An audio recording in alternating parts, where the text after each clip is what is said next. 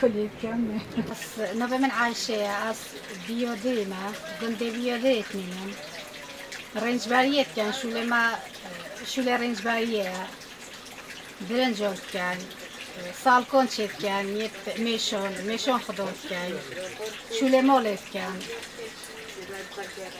شوله مالجیت کن و اكو از بطاط مش هوري هفجينا خرنشت کن نبيت میشون محتاج بنا میشون خدمت کن اكو زيادة بين فروشين زيادة نبيجي هم فا يستمر في دوكان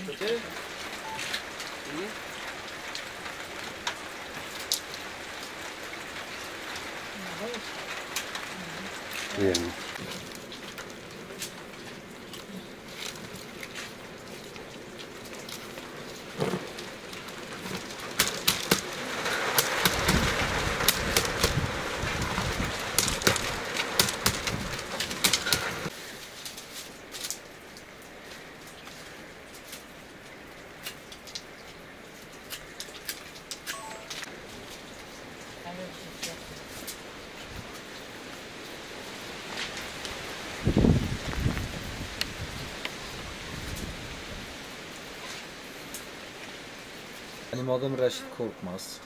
Nali köyünden yaşıyoruz. Nali köy Çukurca. 2 senedir emekli olmuşum. Rencberlik yapıyoruz köyde. Mesela pirinç ekiyoruz, buğday, bir saramız var, sarığa bakıyoruz. Emekli olduktan sonra 70 kovan arı aldım, bal arısı. Onlarla uğraşıyorum. Bunun yanında bu sepetle yapıyoruz. Karakovan bal sepeti. Sonbaharda zaten kenarda soğut ağaçlarından topluyoruz mesela bu ağaçları. Getiriyoruz kışın, evler oturuyoruz. Bunları örmeye başlıyoruz. Yani boş zamanımız geçmesin diye. Örüyoruz bunları yani. Karakovan bal sepeti deyince işte bunlardır. Biz arı bırakıyoruz bunun içinde.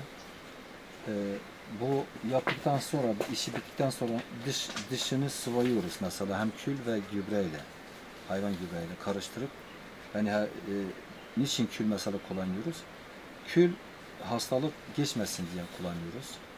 Bu şekilde bunları dışını sıvayıyoruz, içi de bir alevle kızartıyoruz. Arı oğluk verdikten sonra buna yerleştiriyoruz. Kendi üretime yani hakiki karakovan balı deyince işte bunlardan çıkıyor. Daha değişik oluyor. Yani el değmemiş bir bal çıkıyor yani. Yani insan herhangi bir şey vermiyor. Yani bunun içinde arı ne getirirse ne yapıyorsa odur yani.